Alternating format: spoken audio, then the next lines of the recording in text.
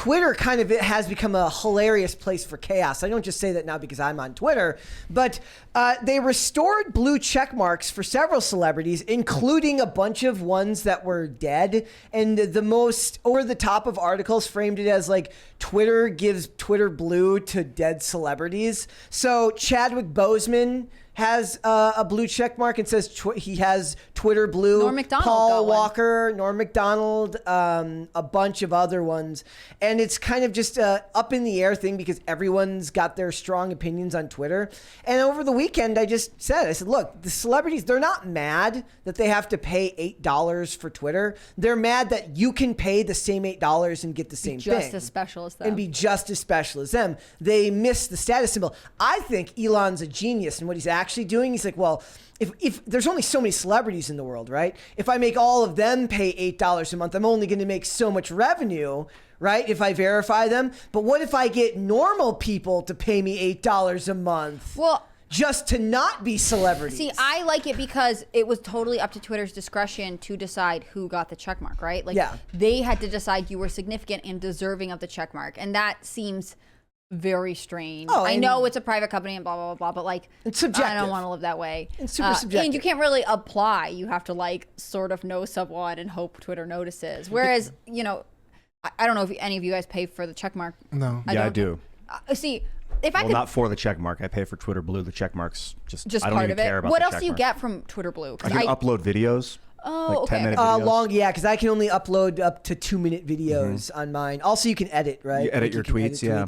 Maybe I'll start writing it off as a business expense and then I'll get it. But I just don't see the need personally. On the other hand, if you felt like the blue check mark gave you some sort of power and influence in a sphere, I could see why you'd freak out when it was taken away. It was really funny watching Bette Midler have an absolute psychopathic meltdown over the fact, her and Charlie Sheen melting down over the fact that Elon took their blue checks. But they gave, okay, so here's a list of the celebrities that had passed away that got blue check marks. Chadwick Boseman, Kobe Bryant, Anthony Bourdain, Paul Walker, Barbara Walters, Bob Saget, Kirstie Alley, Michael Jackson, and... Kirstie Alley died? Yeah. Yes. Damn. 6 months ago. Oh, pretty recently. Whoa. And I don't know if this is the type of thing where they're saying that maybe their estates paid for the blue check marks, but that doesn't seem to be what they're saying, because other people are saying that they still have their blue check mark and they're like upset that they're worried that people are going to think they're paying for Twitter Blue. Oh my God. They're like, I don't like Elon. I swear, I don't like him. I didn't pay for Twitter Blue. I don't like him. Okay.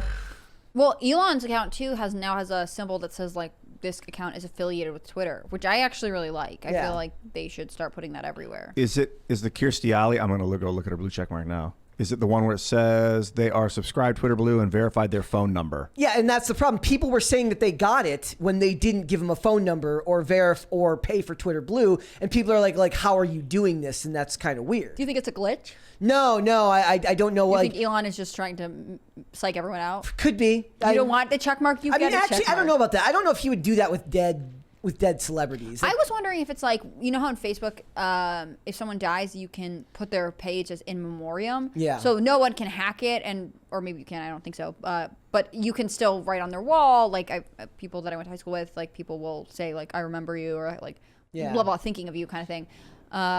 In some ways, with these check marks for deceased popular people who are on Twitter, it's a way to keep their tweets up so people can use them, but also no one can like suddenly produce a copycat account that like comes back to life and starts tweeting. Yeah, and that's a problem, right? But then you definitely didn't verify their phone number. That's the problem, because it's almost like it's like not slander, but like libel. If you go on someone's public account with millions of followers and say that they paid for something they didn't pay for and gave a phone number to something they didn't give a phone number to, you're kind of like misrepresenting your client. Yeah, in a lot of ways. I mean, I thought the ones with the dead celebrities could be their estates, right? Like somebody who, because that's a question we're going to have to ask ourselves now. Like, what's going to happen to all of our social media profiles when you have to have die? a plan for it. I already put the setting, delete it immediately.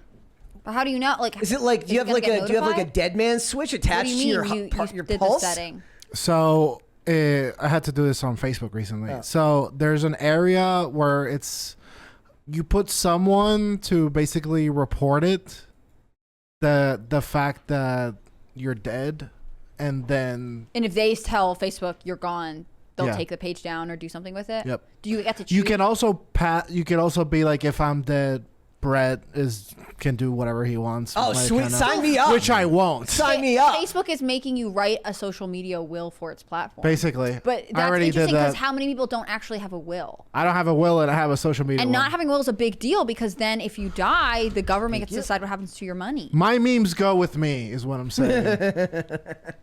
You're taking them with you. Yeah. You're taking them with All you. those Harambe memes. Yeah. Straight to the grave. So not only that, Twitter is getting backlash because they verified, they gave the gold verification. Do you know what the difference is between the gold verification? That's company verification. Right? I think that's when you're news. Like is when that you're news media, like yeah. your gold? It says they gave they gave a verification to a fake Disney Junior account that used racial slurs. I like that one better. If I had to choose between one of the two being a troll, it would be this one. But even then, I don't really think so. It says it appears at the site. It says it comes days after the site stripped all verified users of their blue badges, unless they opted to pay for the subscription service, and they mistook this for an actual company. And it's saying lots of N-words and F Elon, F that N-word Elon, very naughty stuff that they shouldn't be saying, and Twitter verified it. Now I could see the Elon asking for it to be verified after somebody says F Elon, like as a troll of some sort, because he's a guy like that. But yeah, so this is kind of what people were worried about, right? Now Disney has to be like, look, this isn't us. Like, well, sure, we support the Uyghur Muslim, the suppression of the Uyghur Muslims out there, but we don't support bad language here in America. We're not for that. Thoughts? Man, I don't have any thoughts related on that, but I just can say I freaking love this guy. Because you don't know when he's that's what you trolling or should not? do if you're stinking rich. Like, that's why it's called FU money. Yeah, that's he's what it is. actually saying FU to them. Yep.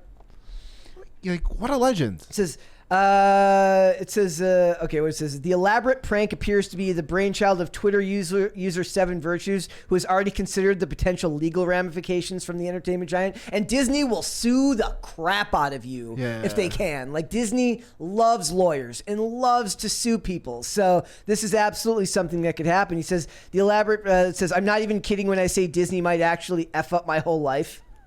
Yeah, kind of. Look, I think this was what was going to happen when the blue check marks got removed, and I've just been watching it very interesting. I find it very interesting how many of these celebrities had so much of their identity tied to that blue check mark. So weird. To their sense of feeling special. Yeah. I mean, I think it makes sense because I have heard of, it's definitely influencers and YouTubers say, oh my gosh, I got my blue check mark, or, they get excited about it. And in some ways that does feel like an accomplishment. Like, you are such an influence that people have to see that you are in fact the real thing. There are no copycat accounts. On the other hand, again, I go back to the fact that Twitter is a subjective company, and that is allowing some people to have this kind of named credibility and not everyone, because of course, unfortunately, there are people that we don't like who are influential. And so what upsets me is all the dog shit journalists that got a check mark because they wrote an article about avocado toast increasing global warming and Trump by 13%. Yeah. And they just know a guy who knows a guy, and now they're verified. And it's like, you cheated. Yeah. You're not known. You're not noteworthy. How do you feel like this is a win? One of the big complaints a lot of people had about Marvel writers was they would tweet all this insane stuff out, and people are like, that's fine, but you have Marvel in your byline, in your Twitter profile, right? So you're not representing the company that well. And then they're like, well, I'm an independent contractor. And you're claiming affiliation with the company. Exactly. I mean, that's when everyone started and putting that's how they got their blue checks. Comments or posts are my own opinions. Liking something doesn't mean agreeing. Can somebody explain to me what the hell it means when it says retweets are not endorsements? I think it means you're not endorsing the idea by retweeting it. Yeah. You're just trying to protect yourself from blue-haired You crazies. can't catch me for my activity online. But they talking will. about the thing rather than saying this is what I believe. I do find that there are times, because I'm not that good at using Twitter, but there are times that I'll see an article that I would like to have saved somewhere. I think you can bookmark stuff on Twitter now, but where it would make sense to retweet it so I know where to find it later. But I don't want to be retweet because I support this concept. I just want to read about it. You know what I'm saying? I wish you could flag messages in Twitter for later, like just red flag on them, then sort by flagged messages. Yeah. Like I email? can't save my I have all these messages and some of them are interesting, but I can't respond in time, and then they get lost in 100 other messages, and I don't know what to do. Dude, I'm telling you, like I'm sure like Twitter now would appreciate input like that That'd be huge, a huge upgrade. because that's pretty good. You should just hit up Elon. Yeah. You just hit him up. soon, maybe 3 Yeah. weeks. Like, but for the celebrities that have passed on, I do have to wonder what's going to happen, because I actually make a point to talk about this. Like most of the time, I use Twitter differently than like say this show. Like I try to keep my Twitter to be a majority of things that are actually quite positive things to discuss, right? So I don't want after I die my Twitter to become a place where like.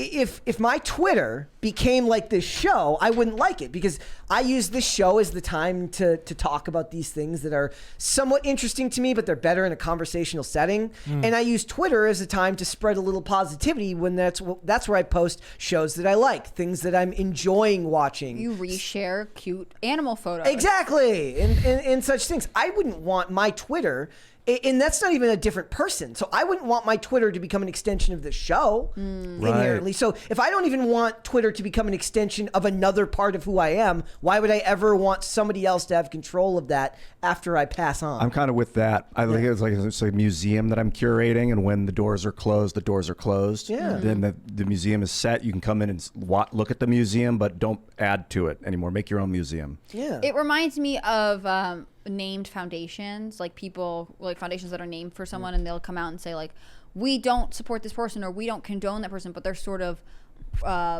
cashing in the power of the name, you know. So if you have the Ronald Reagan Foundation and they come out and they're like, we don't support Donald Trump, then it's like implying that Ronald Reagan doesn't support Donald Trump. But of course we have no idea because he's not here to voice his own opinion, but they are sort of controlling his legacy. So like I can't think of anything else, but There's a ton The of it. Gravel Institute. sure, or like that if like Tolkien had an institution and they were like, we are commenting on politics even though they don't really need to. There are other examples, but my brain isn't working that well today. There's absolutely You have better a examples. serious Monday energy today, I Yes, guess. I'm not doing very well today. For Looks like corporations, someone's got a case of the Mondays. I do. How corporate of you. corporations are a big example of how new ownership can come in and just make the corporation say some other thing that's completely irrelevant Well, to and the it makes me original think mission. of like, you know, a couple weeks ago there was that Burberry ad that people were really upset about because it featured like two trans people, you know, like, or gender fluid. I'm not really sure how you would classify it.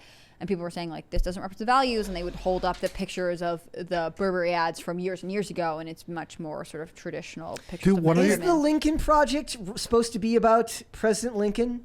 No. No idea. Okay. One of your greatest points in IRL was that, by the way, I agree with this a trillion%, is that after a while, Disney is not Disney.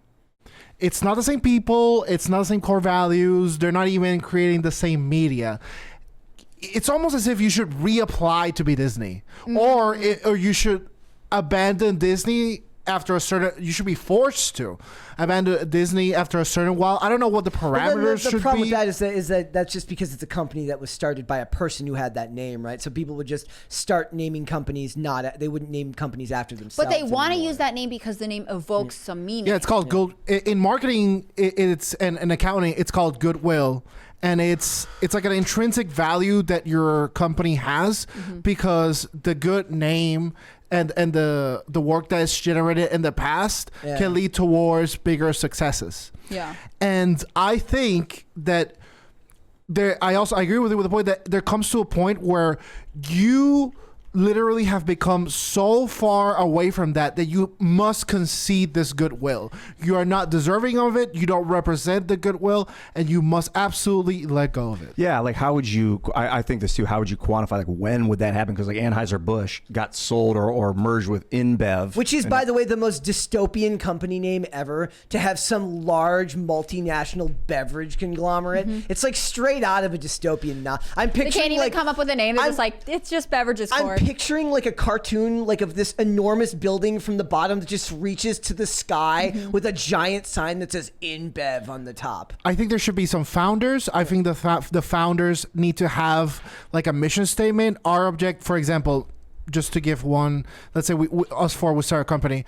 The Schmoogie Company's objective is to release 5 seasons, potentially 8 of the greatest show on earth. Skateboarding, yeah. Boom. And when it exceeds that, you should reapply to be called the Schmoogie.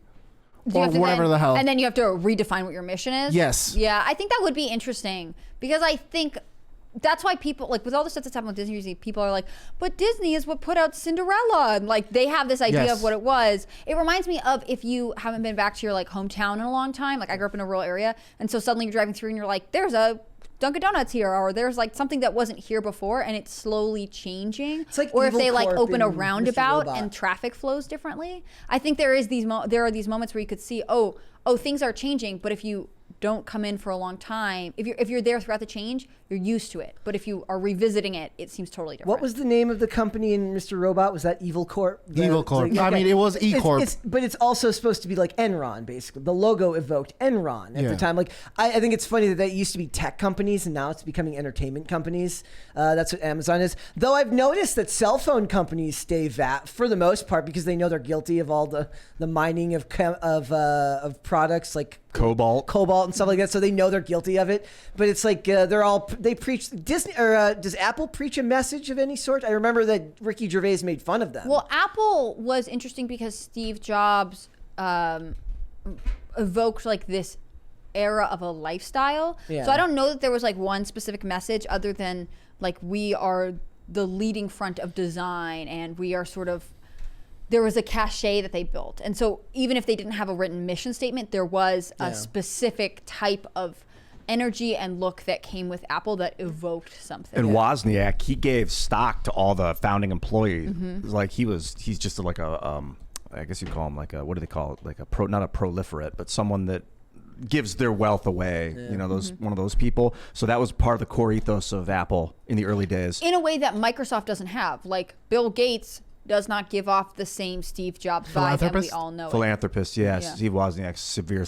philanthropy. I love that guy. And now with Tim Cook, it feels like a different company. Yeah, it does. And I think that's true of like Victoria's Secret was one thing that they got in trouble and they're like, just kidding, we're something else now. I think this does happen over time. And I mean, I know it's been talked to death, but this is sort of what we're seeing with the Budweiser campaign or the Bud Light. Yeah. This person who was in charge of advertising, Alyssa, I can't remember. Scheidenheld or something? Heidenscheld. She specifically said, my job, she did this interview saying, my job was to change the direction of the company from its roots as this fratty, crass humored thing and make it something new. And the fact is, like, that is not always good or bad. Like you're not evolving with the times by abandoning your core. I mean, did someone say, "Hey, we really need to do this," or you felt called to do this? She I'm not sure what you meant by that. But I'm saying somebody still asked her to do that. No, she's saying it was my job, but I'm saying, did she feel as though it was her job to do this because she got this job, or did someone explicitly tell her? Get us away from the fratty image. Yeah. Oh yeah, I don't know. Or maybe if corporations are people, maybe the way to go, I mean, they're not, but the way to go about this is, you know, you get a family name. Your family name is Disney, right? But now you got a first name and it has to go before it. So it's like, I am one of the descendants of Disney, but I am coconut water Disney. Well, there's still one of his descendants is still alive. Annabelle, I always forget her name. There's one of the Disney granddaughters is still alive or something like that. There's not that many. There is I've been listening to this podcast called Blood and Business, and these two sisters started it, and they talk about, you know, famous siblings, and their season they're doing right now is all on the Kennedy siblings, but because there's so many of them. But they did do a 2-episode arc on the Disney brothers, and it is really interesting because they were this really close pair of brothers. One who basically was like the business side and one who was the creative. Yeah. And they had other siblings that they didn't stay in contact with really, and they built this empire, but they did it tightly bound to one another. Like there was a deep sense of loyalty and trust and vision. And I wonder what it would look like to look back on this. Yeah. This is Walt's brothers, Roy? It's Walt Annabelle, Disney, I think that's who I'm thinking creative, of. Annabelle. And then Roy was the brother who's like, he's older and he's more business-minded. Yeah, and then there's Raymond and Herbert. But they don't really involved. have a relationship with them, from what this podcast said. Wow. I like that idea of having corporations having a first name, depending on who's running the corporations. Yeah.